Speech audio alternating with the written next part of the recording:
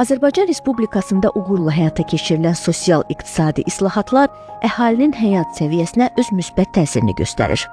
Azərbaycan əhalisinin sabit artım tempi ölkədə sosial-iqtisadi inkişaf prosesinin müsbət demografik təzahürüdür. Bununla belə bizi düşünməyə sövq edən əsas faktorlardan biri doğulanlar arasında cins nisbətinin pozulmasıdır. Doğulacaq uşağın cinsinə, daha konkret desək qız olduğuna görə hamiləliyə son verilməsi doğulan uşaqlar arasında cins nisbətinin pozulmasına gətirib çıxarıb. Daha çox ailələr oğlanlara üstünlük verməklə selektiv abortlara əl atırlar. Bu da xüsusilə də əhalinin strukturunda və gələcəkdə əhalinin ümumi artımına öz təsirini, mənfi təsirini göstərə bilər. Bu proseslərin qarşısının alınması üçün Azərbaycan Respublikası dövlət siyasətində bir çox addımlar atılıb. Belə ki, 2020-ci ildə uşaqların doğulanadək cins seçiminin aradan qaldırılması üzrə bir kompleks tədbirlər planı təsdiq olunub və icra olunmaqdadır. Standartlara görə doğulan uşaqlar arasında cins nisbəti norması hər 100 qıza 104-107 oğlan şəklində qəbul olunur. Bizdə isə təəssüf ki, bu göstərici çox yüksəkdir.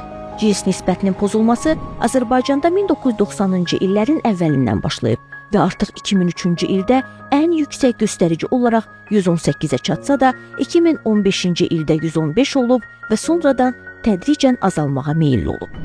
2022-ci ildə doğulanlar arasında hər 100 qıza düşən oğlan sayının 112-yə enməsinə baxmayaraq, 2024-cü ilin nəticələrinə görə bu göstərici yenə də bir qədər artaraq 113 olub. Beynəlxalq təcrübə göstərir ki, ən yüksək göstərici Koreyada müşahidə olunub vaxtilə, amma Koreya həyata keçirilən tədbirlər nəticəsində normaya çata bilib və bunun nə ilə yalnız qadınların cəmiyyətdə və əmək bazarında dəstəyin göstərilməsinə nail ola biliblər. Və bu baxımdan da burada bugün cəmiyyətdə qadınlar çox aktiv iştirak edir. Həm təhsildə biz görürük ki, hətta qızlar daha çox aktivdir və imtahanların nəticələrində də biz görürük ki, qızlar daha yüksək nailiyyətlər əldə edir. Həm cəmiyyətdə, əmək bazarında, biznesdə qadınlar çox aktiv iştirak edir və bugün əmək qanunvericiliyində qadınların əməyinin bütün məhdudiyyətlər götürülüb. Bir çox peşə ixtisaslar var idi ki, qadınların əməyə qadağan olunurdu, amma bugün bu məhdudiyyətlər aradan qaldırılıb və qadınlar birbaşa, yəni bütün peşələr və ixtisaslarda iştirak edə bilirlər. Bu da təhsil sahəsinə də öz təsirini göstərəcək, çünki qızlar daha çox texniki, iqtisadi və digər sahələrə daha çox meylini göstərəcəklər. Selektiv abort qız uşaqlarına nisbətən oğlan uşaqlarının doğulmasına üstünlük verilməsi məqsədi ilə süni şəkildə hamiləliyin pozulması deməkdir. Bu kimi selektiv abortlar doğulanlar arasında cins nisbətinin pozulması ilə yanaşı reproduktiv sağlamlığa da ciddi zərbə vurur. Selektiv abortların ölkələrin demoqrafik və sosial-iqtisadi inkişafına mənfi təsiri vardır. Selektiv abort cəmiyyətin təbii inkişafına mane olur ki, bu da gələcəkdə çoxsaylı problemlərə səbəb ola bilər. Abortlar qadınların həyatı üçün ciddi fiziki, psixoloji təhlükə və cinsi diskriminasiya halı olaraq qalır. Abortlara məruz qalan analar öz həyatlarını itirirlər. Doğulmamış qız uşaqlarının məhvi gələcəkdə gender balanssızlığına və həyatın müxtəlif sahələrinə mənfi təsir göstərəcək.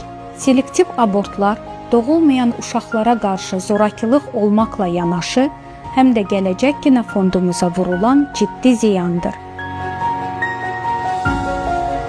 Doğulanlar arasında oğlanların sayının qızlara nisbətən diqqəti cəlb edən şəkildə artması, əhalinin gələcək artımı demografik struktur üçün mənfi təsirlər yaradır. Bu prosesin davamlı xarakter alması qadın sayının azalmasına səbəb olur, gələcək demografik inkişafa təhlükə yaradır. Bugün həm ailə üzvləri, həm atalar, həm ümumiyyətlə cəmiyyət bu proseslərdə sıx iştirak edəcək. Biz nazirlik olaraq bu tədbirlər planı davamı olaraq yeni bir tədbirlər nəzərdə tutulub və həyata keçiriləcəkdir ki, biz ümid edirik ki, növbəti illərdə həyata keçirilən tədbirlər nəticəsində biz bioloji normaya göstərisinin azalmasına, hətta bioloji normaya çatmasına nail olacaq. Hər bir doğulmamış uşaq gələcəyimizdən silinən bir ümiddir. Cinsə görə seçim deyil, həyata dəyər vermək gələcək nəsillərin təhlükəsiz, balanslı və sağlam formalaşmasının əsas şərtidir. Gəlin doğulacaq övladın qız və ya oğlan olmasından deyil, ən başlıcası onun sağlam doğulmasının və cəmiyyət üçün layiqli vətəndaş kimi böyütməyimizin fərqində olaq.